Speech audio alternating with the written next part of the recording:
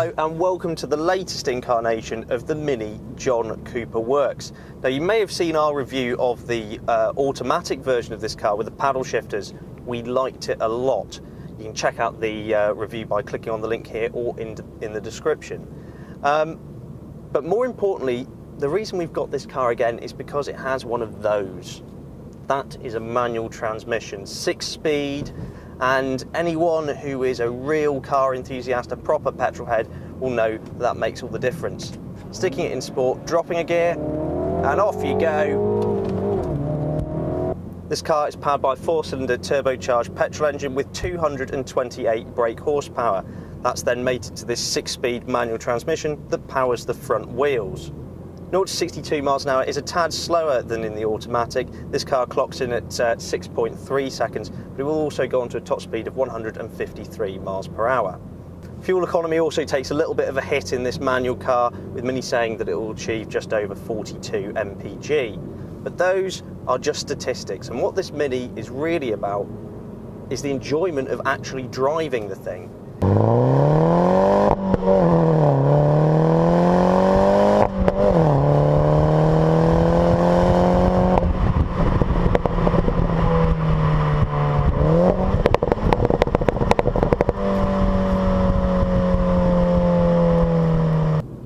That soundtrack has to be one of the highlights about this car.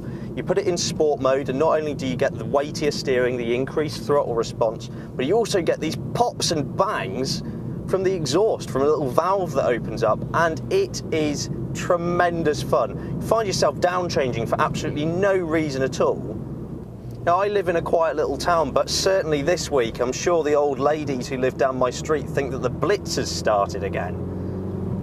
Take a firm grip of its chunky little steering wheel and sink a little bit deeper into those half leather, half Alcantara, heavily bolstered racing seats. They are excellent, and you are in prime position to really enjoy this car. Chuck it into a corner, the nose is immediately keen to go in. There is a bit of understeer if you push it hard, but it just grips and goes most of the time. And if you lift off part way, you do get a little bit of lift off oversteer, which can be used to your advantage to pitch the car into a corner a little bit more aggressively. This manual gear change is lovely. It just makes the whole experience much more involving than the auto. The auto is very, very good. I wouldn't blame you for buying it, but you do save over £1,000 if you decide to go for the manual option. Something else that deserves special praise in this Mini are its brakes. Have you seen the size of the discs on this thing? The stoppers are fantastic and gives you plenty of confidence to actually use the performance of the car. You lean on those, there's a little bit of a shimmy from the hips of the car, but oh my goodness, it is such good fun. When you decide to stop being a hooligan, you can put the car back into its normal mid mode and you settle down a little bit, that exhaust valve closes and everything relaxes a little bit. It gives you time to appreciate the interior quality in here because it is fantastic. The fit and finish is very, very premium, from these textured metals, lots of soft touch materials everywhere. It's very fashion conscious, this Mini, with this beautiful sort of aeroplane toggle switches everywhere, you know, chrome. It just feels expensive. I know the car is expensive and it should feel this way, but you know, in a little hatch like this, it feels unique as well. It feels very much like you'd expect of a Mini, full of character. The attention to detail is very good also, with red stitching all over the place, a few John Cooper Works badges dotted around. I really like the ambient lighting that changes colour depending upon what setting the car's in. So in its sports mode, everything goes red. But also we have this green mode here that if I put it in, it's aimed at saving a bit of fuel. So we've got these green lights now that go around, and the central dial fills up around the edge here depending upon how efficiently I'm driving. It turns it into a bit of a game actually, saving fuel. Its widescreen infotainment display is based upon iDrive, which means we've got this touch-sensitive pad down here which controls everything, as well as a few key shortcut buttons.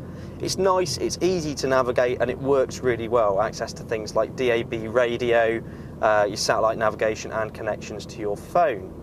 Another trinket that this car has is a heads-up display, which is really great. It means you don't have to look down at the dials to monitor your speed, and also whenever you're in the car's sportier mode, you do get a change-up signal for the best shift possible.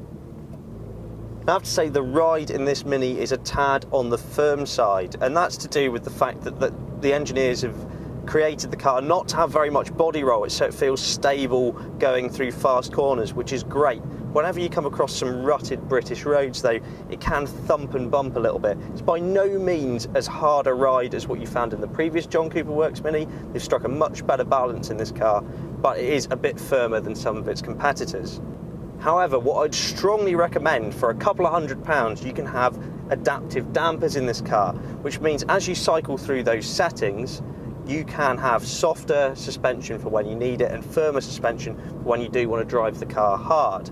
Another nice ability is that you can customise it so you can have the quick throttle response of the engine in sport mode, but the softer suspension for when you're just cruising around. Whilst I do really like the interior of this Mini John Cooper Works, I have to say seating in the back is not its strong point.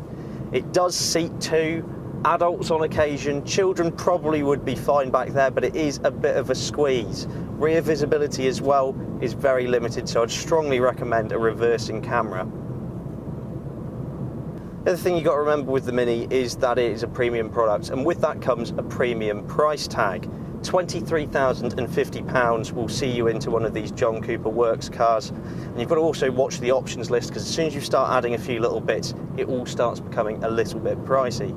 But that said, for this level of performance in this package, in such a desirable brand as well, you buy into the Mini brand. You don't just buy a car, you buy into the brand. Those doe eyes, the bonnet stripes, everything a Mini represents. The Mini John Cooper Works is an absolutely brilliant car, made even better by having a more involving manual transmission.